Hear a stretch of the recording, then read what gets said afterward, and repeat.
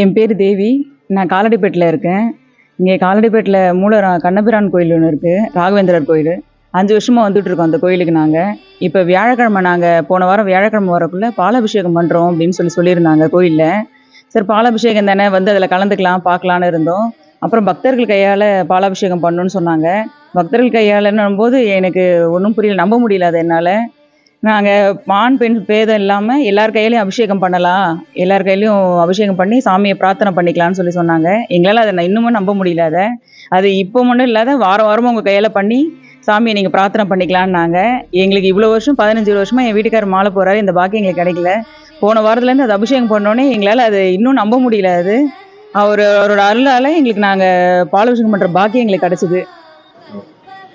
ஆண் பெண் பேதம் இல்லாமல், ஏழை பணக்காரன்ற வித்தியாசம் இல்லாமல், ஜாதி மதம் பேதம் இல்லாமல் ராகவேந்திரர் அவர் குரு எங்களுக்கு புரிய வச்சுருக்காரு.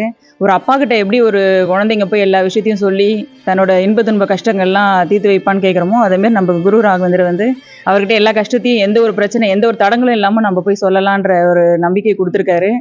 எந்த பேதமும் இல்லாமல் எல்லாரும் எனக்கு சம்மந்தான்றதை குரு ராகவேந்திரர் அவர் உணர்த்திருக்காரு எங்களுக்கு.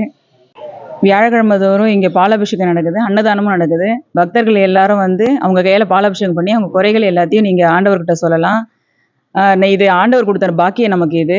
அதனால் எல்லாரும் இந்த பயன்படுத்தணும்னு கேட்டுக்கிறேன். இந்த பாலாபிஷேகம் நீங்கள் உங்கள் கையால் நீங்கள் அபிஷேகம் பண்ணிங்கன்னா உங்களோட அனுகிரகம் ராகவேந்திர சாமியோட எங்களோட இதுவும் உங்களோட இதுவும் ரொம்ப அந்த பாக்கியம் கிடச்சது ராகவேந்திர சாமியோட உத்தரவு தான்.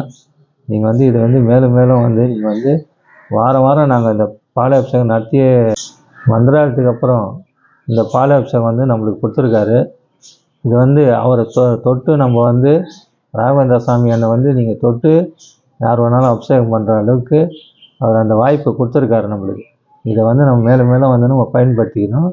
வாரம் வாரம் இந்த பாலாபிஷேகம் நல்ல மாரி நடக்கும், அன்னதானமும் நடக்கும். நீங்கள் எல்லோரும் எல்லா மக்களும் இதில் கலந்து கொள்ளுங்கள்.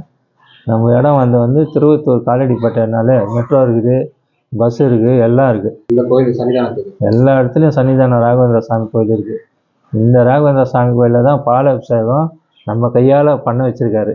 இது பெரிய பாக்கியம். அனைவரும் இந்த பாலாபிஷேகத்தை கலந்துக்குங்க கண்டிப்பாக. நான் அனைவருக்கும் நான் வணக்கத்தை